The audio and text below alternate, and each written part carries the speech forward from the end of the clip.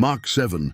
Then came together unto him the Pharisees and certain of the scribes which came from Jerusalem.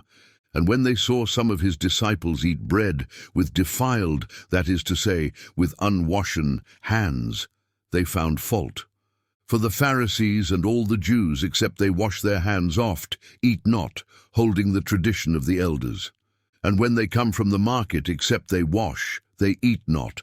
And many other things there be, which they have received to hold, as the washing of cups and pots, brassen vessels, and of tables. Then the Pharisees and scribes asked him, Why walk not thy disciples according to the tradition of the elders, but eat bread with unwashen hands? He answered and said unto them, Well hath Esaias prophesied of you hypocrites, as it is written, This people honoureth me with their lips, but their heart is far from me. Howbeit in vain do they worship me, teaching for doctrines the commandments of men. For laying aside the commandment of God, ye hold the tradition of men, as the washing of pots and cups, and many other such like things ye do. And he said unto them, Full well ye reject the commandment of God, that ye may keep your own tradition. For Moses said, Honour thy father and thy mother, and whoso curseth father or mother, let him die the death. But ye say, If a man shall say to his father or mother, It is Corban, that is to say, a gift, by whatsoever thou mightest be profited by me, he shall be free. And ye suffer him no more to do aught for his father or his mother, making the word of God of none effect through your tradition, which ye have delivered.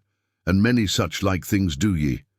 And when he had called all the people unto him, he said unto them, Hearken unto me every one of you, and understand. There is nothing from without a man that entering into him can defile him. But the things which come out of him, those are they that defile the man. If any man have ears to hear, let him hear. And when he was entered into the house from the people, his disciples asked him concerning the parable. And he saith unto them, Are ye so without understanding also? Do ye not perceive that whatsoever thing from without entereth into the man, it cannot defile him?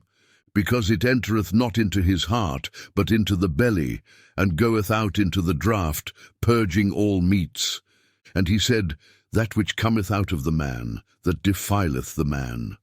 For from within, out of the heart of men, proceed evil thoughts, adulteries, fornications, murders, thefts, covetousness, wickedness, deceit, lasciviousness, an evil eye, blasphemy, pride, foolishness. All these evil things come from within, and defile the man. And from thence he arose, and went into the borders of Tyre and Sidon, and entered into an house, and would have no man know it, but he could not be hid. For a certain woman, whose young daughter had an unclean spirit, heard of him, and came and fell at his feet. The woman was a Greek, a Syrophoenician by nation, and she besought him that he would cast forth the devil out of her daughter. But Jesus said unto her, Let the children first be filled, for it is not meet to take the children's bread, and to cast it unto the dogs. And she answered and said unto him, Yes, Lord, yet the dogs under the table eat of the children's crumbs. And he said unto her, For this saying go thy way, the devil is gone out of thy daughter. And when she was come to her house, she found the devil gone out, and her daughter laid upon the bed.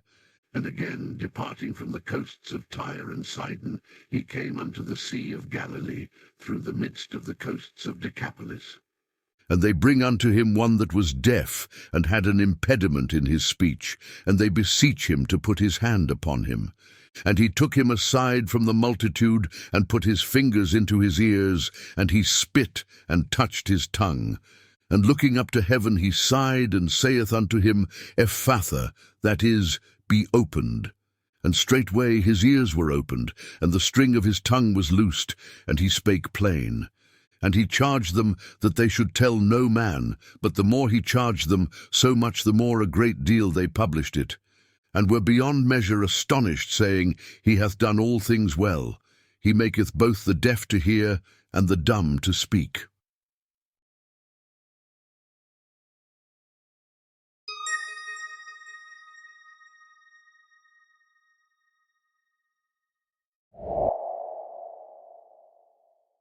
Hello there! I'm glad you enjoyed my video on YouTube. Olivia and I also have a page on Pinterest, The Waiting Room. Feel free to skip on over, check it out, and follow along.